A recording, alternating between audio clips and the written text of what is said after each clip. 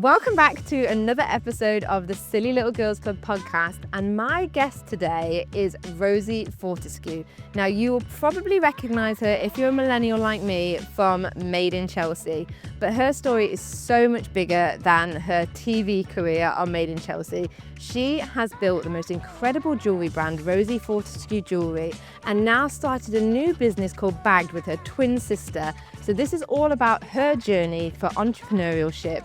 It is such an interesting conversation. She's such an incredible, inspiring woman, and I really can't wait for you to listen to this conversation.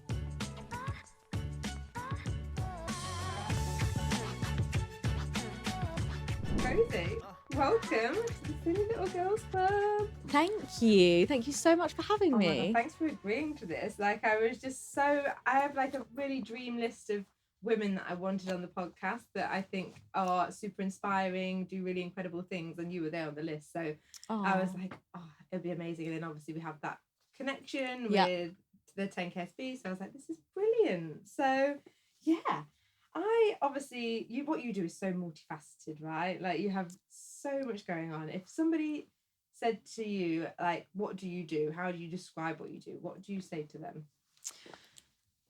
Oh God, I used to call myself a jewelry designer, but actually that's just so not what I am, I guess. I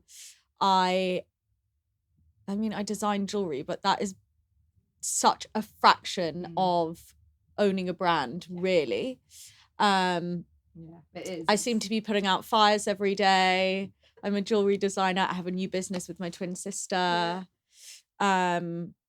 I'm an aunt. I love calling myself an aunt. I feel like that is the biggest blessing in my entire life, and a role that I love to add onto who I am. Yeah. But yeah, so running Rosie Fortescue Jewellery every single day, and also co-running Bagged with my twin sister. Amazing. That's just incredible. I think there's juggling all of those things that you said. I think you hit the nail on the head. Like, when you launch a brand or you run a brand, there is no day the same. No. That's personally why I love it. Is that me too? Yeah. I just love that every day is different, brings new challenges, and some weeks I'm in the office 4 or 5 days a week, and some weeks, like this week, I'm not in the office very much, but equally I love that because it keeps me excited. It doesn't. It gives you that whole it stops things getting stale. Absolutely. And stops you getting bored of things. Yeah. I think that's one thing I really do love about owning a business is I have variety. Oh, absolutely. Yeah, it keeps me sane and it just keeps me going. And I feel like you seem, with obviously being a jewelry designer as well, you obviously are very creative but have a business mind. Yeah. So you kind of need that, for sure. Right? Yeah. Otherwise it's just, I couldn't think of anything worse than just sitting at a laptop all day. Oh yeah. I love to have structure in my life. I love to have structure in my mornings, for instance. But for the rest of the day, I feel like if I set up my morning well with my personal routine, then the rest of the day can be in the office all day, or it can be out all day, and still I feel really productive and really inspired. What's your morning routine then? So get up at about 6:30. I like to do 20-30 minutes of Pilates, 4 or 5 days a week. Oh wow. Do you do that at home, or do you go to at home? Yeah, amazing. And I do one class out the house a week, which I feel like is such a treat, but I actually just really enjoy doing it at home. And I drink AG1 shaken up with creatine. Okay. I have a million vitamins in the morning, and then I do my workout, and then I have a shower, and I make a coffee, and I get ready, and I listen to podcasts, and I just love to take in information, and I love listening to podcasts in the morning. I feel like they really just set me up for the day, and it's just, I can listen to music when I'm in the office at my desk, but there's just something about my morning routine listening to podcasts that I just adore. It gives you, like you say, that little blast of info, and if you find the right one, it can be so inspiring for the day as well. 100%. I listened to such a good one this morning, and it really just stuck with me, and I just really feel, even just 5% better to take on the day, and I love that. Yeah, I think if you can build these little things into your routine, it's even if if you've got a commute and you can just plug in for 25 minutes and get something from it, I think I'm a big champion of like making the most of your time, and I think 100%. that's a really good way to do Yeah. it, right? I also feel like really small incremental changes in your life like really add up and build up. And now I won't go anywhere without a book. I got the tube here from a breakfast meeting, and it was only like 5 stops, but I was literally, as soon as I sat down, I was like opening my book, because I just can't scroll anymore. And I just love that there are so many moments in the day that you can really use for yourself, that if you get out of the habit of scrolling, you can really take on information or just switch your mind off by reading. That's and such a good tip. How do you break the habit of like doom scrolling? I don't watch television anymore. No, I read about 80 books a year. Oh my god, Rose, that's amazing. I love reading so much. Like, do you have a mix of genres that you like, or you like business books, or do you go through different phases? I go through phases. At the moment, I'm reading like a romance, easy read, but it's just because I feel particularly stressed right now and have done the past few weeks. For me, if I can just get into an easy read of a book, it is just it's the best way for me to switch off, and I just love it. Yeah. That's, I think, and that digital detox, the blue light going, I suppose that's actually genius when you think about it. I scroll enough like at my desk, doing stuff for both brands anyway, like on Instagram and on my phone, that I just can't. In the evenings, I've just told myself, like, if you have spare time, then read. Oh my god, I feel like we could do, when you get that screen time report and it's like, you've been on this device for 4.5 hours each day this week, and you're like, oh my god, I could literally have done anything else with that time. I know, like, I feel like you stumbled on something quite genius there, to be honest with you. That's quite something. But how in your day-to-day life, like with this sort of like routines, how do you juggle like and find that time? Like, are you a time blocker, or do you like to make sure that you have like allocations? How do you juggle it all? So I have an old school written diary, which I'm obsessed with. I'm really visual, so I actually hate having the calendar on my phone. I don't have meetings put, like, people will send me the calendar invites, and I'm like, accept, but then I just hate how they're like buzzing on my desktop in the office. But I'm just really visual, so I write on my notes every single day. I have like 3 weeks in advance, and I have in my diary as well, but I have just like things that I need to check off, or if it's a reminder to pay my VAT bill, or do a meter reading at home, or just small things, or a friend's birthday, or something important that I need to do that day. But there's like 20 things every day, and then I just delete them as I go.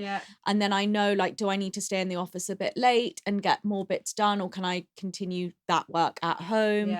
Or can I actually just move a few things to tomorrow, sort of thing? I try not to like move things day after day, but I just kind of have a running list of everything that needs to get done. From the Rosie Fortescue Jewellery office, I work on Bagged as well. My new business with my sister, but I'm doing the operations for that. So I can do that from home. I can do that from anywhere, really. So it doesn't need to be in the office. But yeah, every day is different, really. So I don't really have set times. I'm really organized, and I love that. That's good. Yeah, you have to be. You have to be when you're running a business. Like, you just have to be. I think we can't touch. I feel like I need to touch on the Made in Chelsea thing, and then I want to, because obviously that was like such a big part of your life for a little while, and obviously, you know, now you've built and transformed into the entrepreneur that you are. But like, looking back at that chapter of your life, how do you feel about that? Like, what was that like? And it was crazy because it feels so long ago now. It was so long ago. It was 15 years ago or something mad. Was it, when I first started?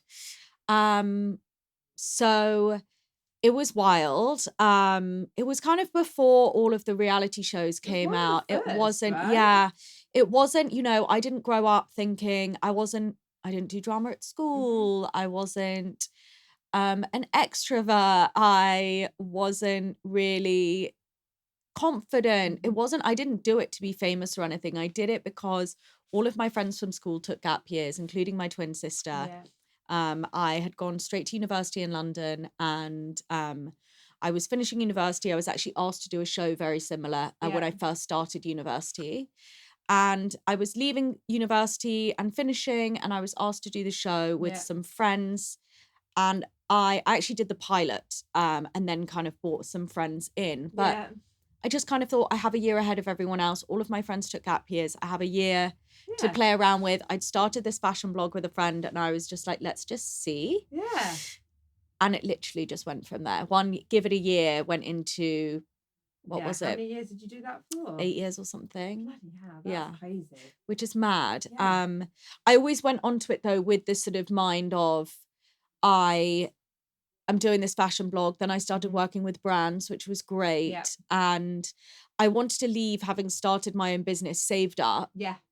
To start my own business without having my business just associated to the show. Absolutely. I know that so many people start brands from these reality shows and I didn't want it to be just another brand. Yeah. I think you're in that first cusp though, where that before that has become that stigma, like yours doesn't have that at all.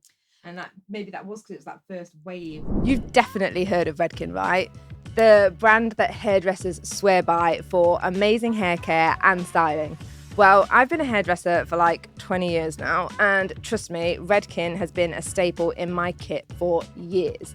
Their products just work. They are powered by science, designed for pros, and there's literally a perfect match for every hair concern, whether your hair is feeling a bit dry, damaged, or it just needs that little bit of extra love.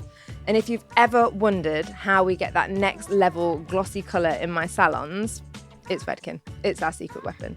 The shine it gives hair is unreal and it actually leaves it feeling healthier, which is kind of magic. So if you're thinking about a little colour refresh, then ask your stylist about Redken. You won't regret it. Or you can find a salon near you at redken.co.uk. All right, now let's get back to what you're actually here for. Yeah, we were definitely the first wave. So I think I got lucky there, and it then became really hard with like managing my diary with, producers would call you the night before and say you're actually filming in the morning tomorrow and not the afternoon, and then you've got an important something in the morning that you then have to move, and because I am so anal and such a planner, it just really started not becoming feasible to sort of start the business with intent properly and film. So I must have finished filming 9 years ago because my brand is 9 years old, nine and a bit. So you literally left, so you drew a line under Made in Chelsea and then launched the jewellery brand, which is amazing. Yeah.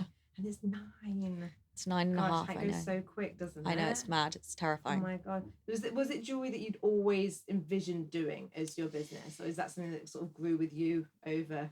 I think it grew with me over. I've always been a magpie and I've always loved jewelry and I've got tiny hands. And I always found it really hard to find rings in small sizes. Always remember trying on my mum's rings when I was a child. And I had always worked from when I was 15 and I had saved up some money, and I remember buying some rings from Net-a-Porter that were like a well-known brand and they literally went green on my finger within weeks. And I thought, oh my goodness, this is a sort of real investment piece, something that I've saved up for like months, and the quality's awful. Yeah, it would have been not like properly gold then or silver. No, right? The plating would have been horrific. And I paid hundreds for these rings. And I kind of just started looking into it more. And then I really felt like jewelry was definitely something I was passionate about. But I never did a business degree. I never did a business plan until I did the Goldman Sachs. Which is mad. Is that what drew you to do the course then? Is that kind of how you came about the Goldman Sachs? I'd actually heard about it. And then someone DM'd me on Instagram and said, I really think that you should look into this course. I think you would love it. How old was your business at the time of doing the course? 5 years old, 6 years old. And I turned out I've got a couple of mutual friends with this girl, and I looked into it and I applied. And I think at the time you had to have 5 employees, which I didn't. Okay. And they said to me, no, just, apply anyway. And then I got through to, I think there were about 2 interview rounds. Like the video interview. Did you have to do a video interview? Yeah, same. 2 interview rounds, and I got through and I was like, oh my God. Yeah, I couldn't believe it. Like I remember that thing because I was actually on holiday and all I could think about was like, no one's told me if I've got a place. And I was like emailing them. I remember I was in Paris and I was like, Greg, I've got to email them because like I really want to do this course. Yeah. And I emailed and then they were like, you're just a bit premature. We're just about to announce it, but you were on the course. And I was like, amazing. like, How did you hear about it? From a friend. So actually, a client. There was another. She has a jewelry brand as well called Roxanne First. Yeah. If you've heard of her, so she'd been on it, Oh. and I'd seen that she'd been on it. Yeah. And I was like, and her business had sort of seemed to have really shifted gear. Yeah. And I just put the 2 and 2 together, and I was like, I think this is what it is. Then I looked into it and obviously applied, because at the time, like you, I'd had no business training. I know. It's the most phenomenal course, and we have the same growth expert, shout out to Penny, and she was just so divine. I'm still in a WhatsApp group with my whole group. It's just this access to a support network, because I guess it's unbelievable. You've obviously, with your background and that being in the TV world, and then like going into doing a business, it's having that camaraderie. Like I didn't have that. I'd gone from being a hairdresser in a salon to then owning salons. And you know, it's very isolating. And especially when you kind of then, I don't know if it happened to you, but I was struck with imposter syndrome in a big way. Like I'd gone from like just literally being a hairdresser in a salon to then having like a team of, I think when I did the course, the team was about 30 to 35 people. Oh, wow. And like we'd had 2 locations, was doing a third, and I was like, I don't know how to run a business. And I was like in crisis. And then obviously got accepted onto the course, which for those who don't know, the 10KSB is sort of a growth accelerator program that, I suppose the best way to say it is, helps you take stock of what you're doing, teaches you to work on the business, not in the business. Yes. And, you know, really work on what you want out of it, right? And for me, I found it so validating, because I was like, you know, people dismissed me as a hairdresser straight away. They were like, oh, she's just a hairdresser. And you remember in the course when you had to do presentations, like towards the end? At the very end, yes. It wasn't until then that anyone took me seriously, because everyone was just like, oh, yeah, you're the hairdresser, aren't you? And I'm like, yeah, I'm the hairdresser. And then when I stood up and I did the course, and I was like, you know, my business turnover is X million and blah, blah, blah. They all looked. And then at that time, of course they did. Oh, how did you do that? How did you grow that? Like, and I was like, I don't know what an EBITDA is, but I know about content creation and marketing. And then it really changed that dynamic. And like you say, the people that I had connected with in the first part of the course, they're friends to this day, like you say. Yeah, it's so nice, isn't it? Honestly, it was just the most incredible experience. And not only did I take so much from it, but it's just really nice to have people to go to now for advice, or everyone's sharing in my WhatsApp group. And I think we're in a really tough economy right now, and everyone's sort of in the same boat. So it's kind of nice. You really do have that support, because I have 100% of Rosie Fortescue jewellery on my own, and it can be so lonely. And I haven't got anyone I have got friends that have brands, but it's lonely. So it's so nice to have that network. And you've grown this from you, right? Yeah. It's like, you know, you see, I know like people have brands and they usually collab with different people and different things, but it's like, this is you, right? Yeah.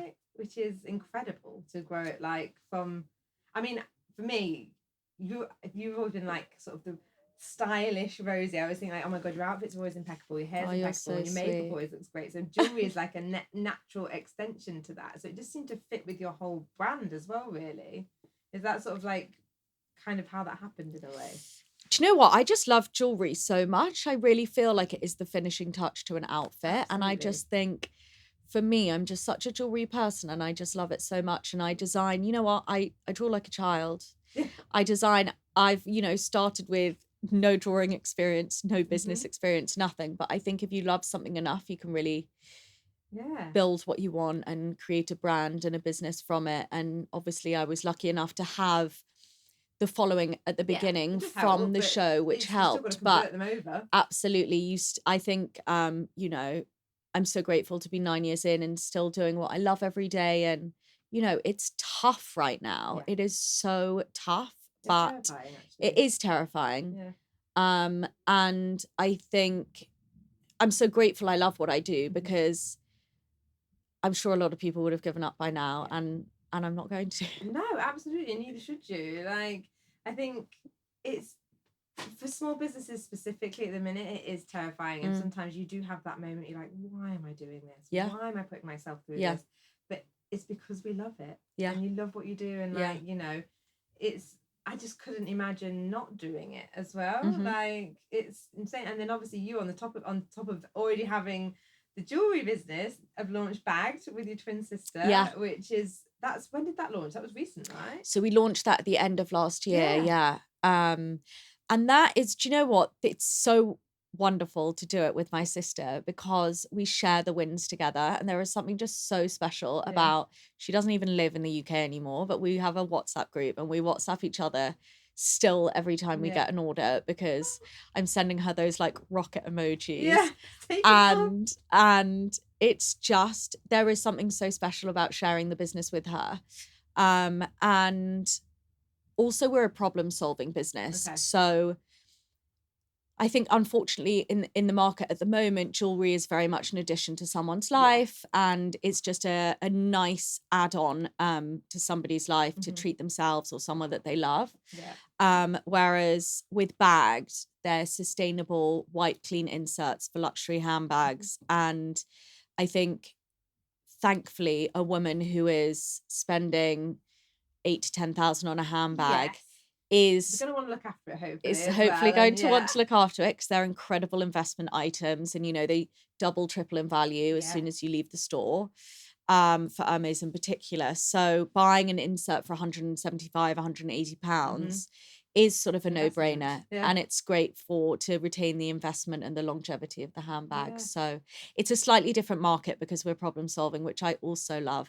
I remember on the Goldman Sachs program, kind of at the beginning, one of the questions was, what problem are you solving with your business? Do you remember being asked that? And I thought, what am I solving? What the fuck am I solving? With jewelry, I thought, oh my God. And there were so many people around me who had obvious answers, and they were changing the world. And I thought, yeah, literally, that's exactly what I felt like. It's like, why are you doing this? Like, what's your why? And like, what's your mission statement? It really took me a long time at the beginning to get to grips with that why and everything like that. But just because I wasn't necessarily problem solving didn't mean that I didn't have you're adding value. Exactly. But it just took me a while to get my head around it.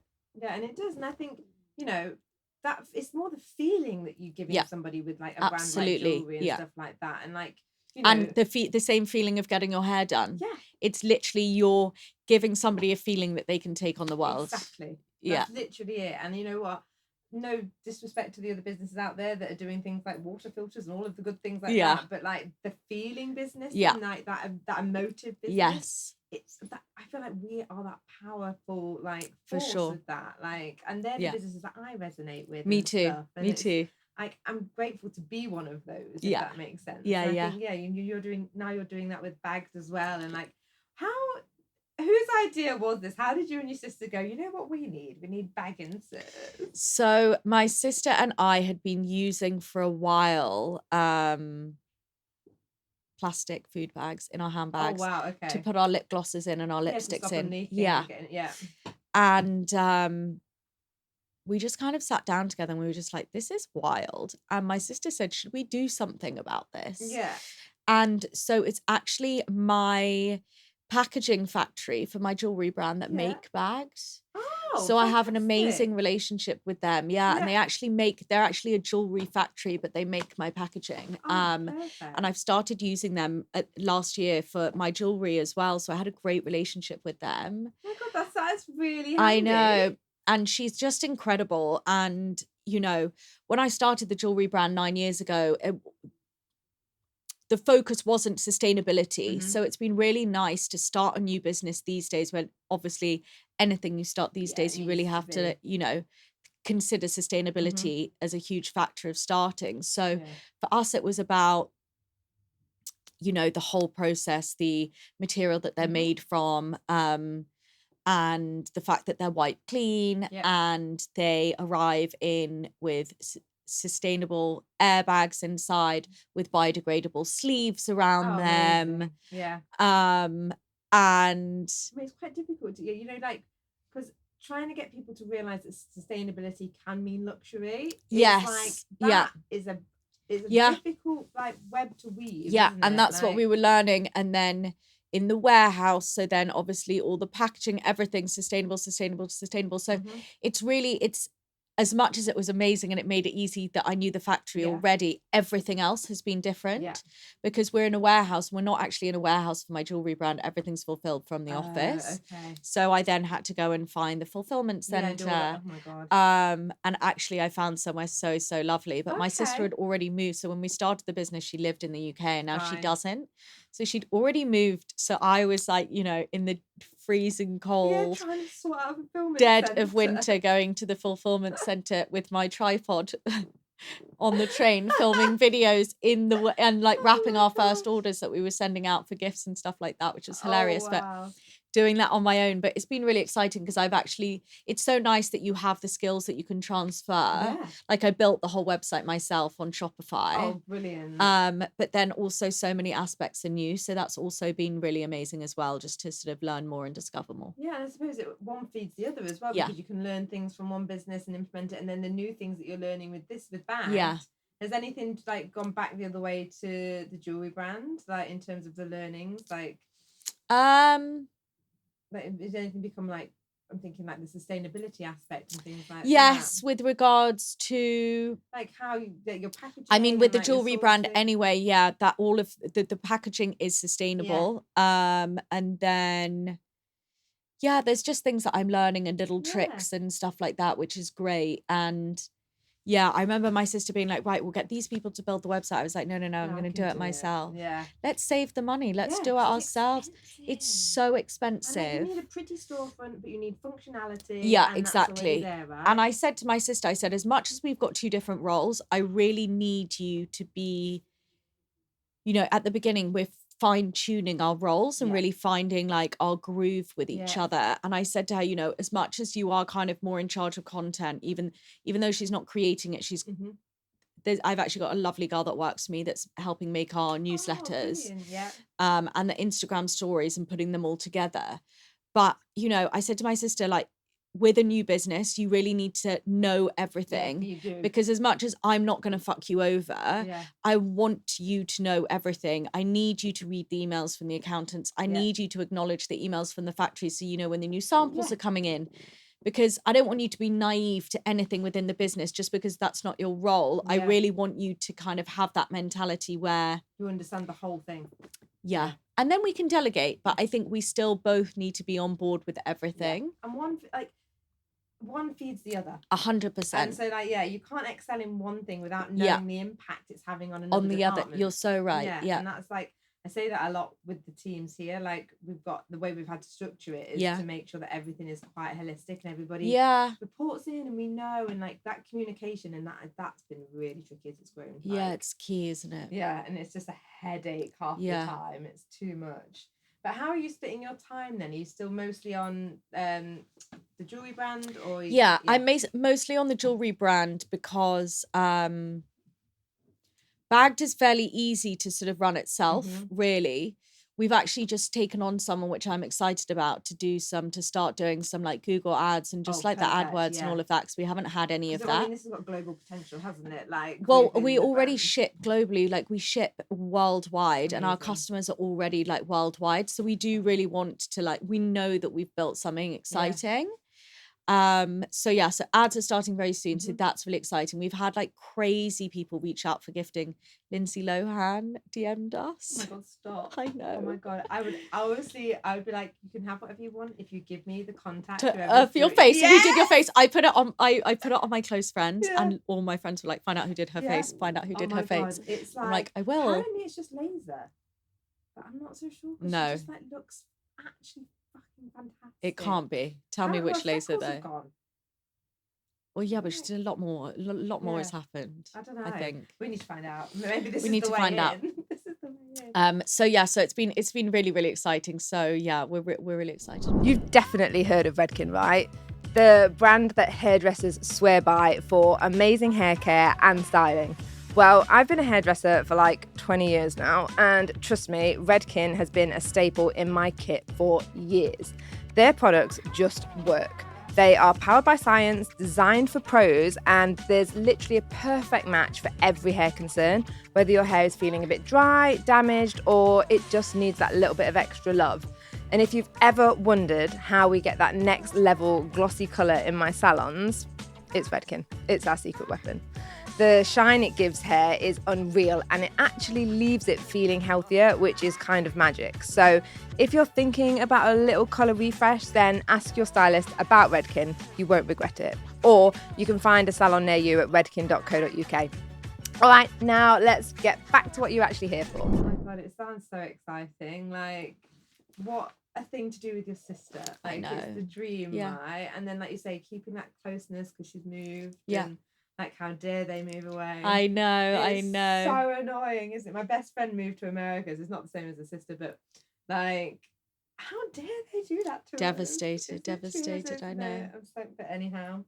Right, I'm going to make sure that I've got all of my little things here because, like, literally what you do, it's so multifaceted. So it's like, you know, going beyond, like, business, we have to touch on, like, your personal style because I feel like it all goes hand in hand. You can't have like a fashion-led business with like bags because really it is all about like, you know, servicing high fashion, like amazing bags, and then the jewelry brand. Like, what is sort of like your go-to jewelry and fashion staples, and do you always feel like a pressure to be put together with what you do?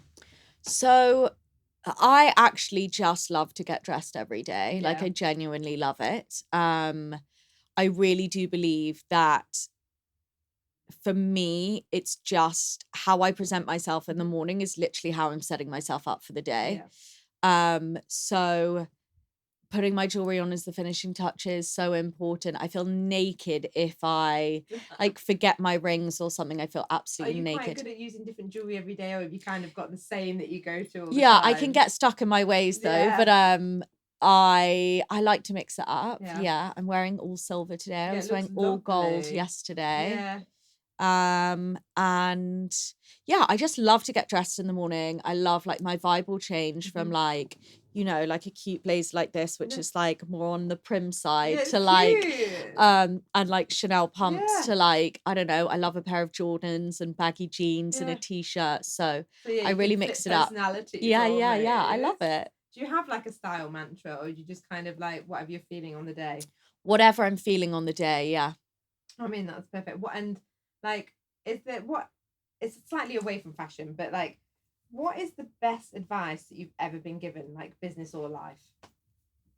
So the best advice I've ever been given, I would say, is to not call it failing, to call it failing forward. Okay. So I feel like every time you can see something as a fail or something bad happens or a mistake, you see it as failing forward. It's just moving forward with it, learning, and then moving forward. Hopefully it won't happen again. Learning from the mistake, the fail. But I think you have to just keep going. I know, right? Just keep going. And that's the thing, when you're running SMEs and stuff like that, you have to be so reactive, and things do change and things do happen. Like, and it is that ability to pivot.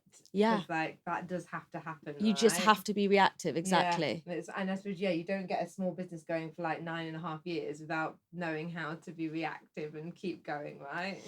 I mean, resilience is key, isn't it? Isn't it? I feel like, what would you go back and tell yourself like 9 years ago now, that you like, what's something that you've learned now that you would love to tell Rosie when she was leaving that Made in Chelsea life to start your entrepreneurial life? I guess that I would just find strength that I never believed I had, and resilience that I never believed I had.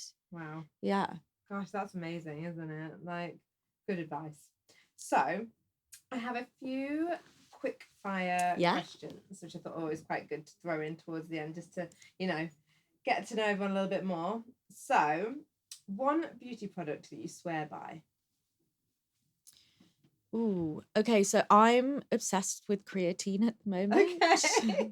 Not really a beauty product. No, but I take it every morning. I shake it up with my AG1, and it makes me feel so strong. I'm not naturally a muscular person. How did you find out about this? Did someone recommended it? So somebody recommended it, and loads of people are talking about it at the moment in podcasts that I listen to. My friend Bryony has a Pilates platform, and she recommended it.